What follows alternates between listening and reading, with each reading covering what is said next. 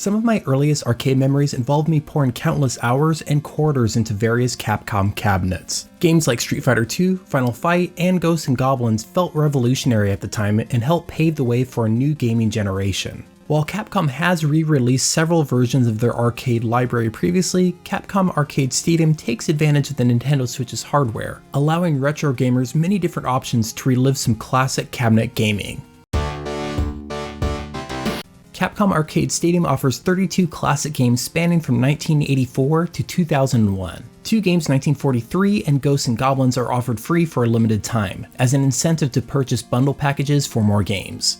There are 3 different bundles to choose from. Dawn of the Arcade includes games from 84 to 88, Arcade Revolution with titles from 89 to 92, and Arcade Evolution, which contains games from 92 to 2001. There is also an option to buy all bundles at a discounted price. Each bundle contains 10 games and is priced around $14.99 US. I tend to prefer this approach instead of other companies that typically sell individual games for $5 each. It also in a way helps promote lesser known gems that could get more play when bundled with more popular games. The choice of titles in each Capcom Arcade Stadium bundle contains some undeniable classics. A few titles don't really stand the test of time but are typically still fun and entertaining to play. Overall though, the majority offered in each bundle has some truly great arcade experiences. Of course, I can think of plenty of titles that I would have liked to see, but the way Capcom Arcade Stadium is set up lends to possible other bundle purchases down the line. Games are presented as a row of various arcade cabinets you can scroll through. It's a fairly simple layout, but one that I prefer over past Capcom Arcade compilations. Each cabinet can change in its layout and appearance. This allows for numerous display options that can be saved for each title.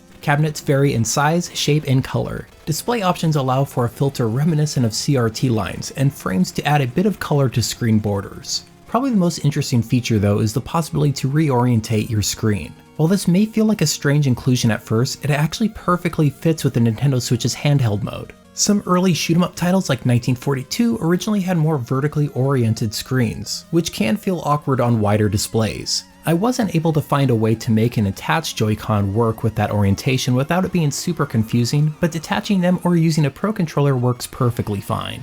As nice as it is to have various cabinets, there is a surprising lack of original arcade cabinets associated with the titles shown. I know this might seem like a minor gripe, but it would have really scratched my nostalgic itch to play these titles in a digital version of their original cabinets. I suppose it is possible with a future update, or maybe a possible unlock I haven't reached yet, but it seems like a no-brainer to have from the start of the play experience. The more you play, the more things you can unlock, like frames that border your screen. Some of these do help to make up for the lack of original cabinets. While not amazing, it's nice to have an alternative reason to keep players gaming. To earn even more money, you can do specific challenges on associated games. These challenges rotate and serve as a way to compete with others in online leaderboards. Challenges range from simple point gathering to wackier modes like performing with your screen turned upside down. It's a neat little addition that keeps things fresh, even if it is discouraging knowing my resulting score was never high enough to be considered for online leaderboards. Capcom Arcade Stadium offers a couple different options to suit various playstyles. Although you can put in as many coins as you want, you can also select your starting number of lives and difficulty. On top of that, you have a rewind feature and various save points you can utilize. There is even a variety of speeds you can alter, making gameplay incredibly easy or extremely difficult. I was strangely hypnotized by this mode and found myself messing with this way longer than I anticipated. For games that I have played most of my life, it really did feel like a new experience when messing around with these speeds. Game emulation mostly plays as I remember them in the arcade, with a few exceptions. I did notice some changes in Super Street Fighter II Turbo with country flags and some backgrounds. They're not huge changes and most I doubt will notice, but I do want to note that just in case some gamers are opposed to any alterations like that. Emulation seems to run smoothly, but with so many different versions of these titles out there, I'm sure there are minor variations I'm not noticing. Still, I found that playing these titles brought me right back to the arcade experience I was looking for.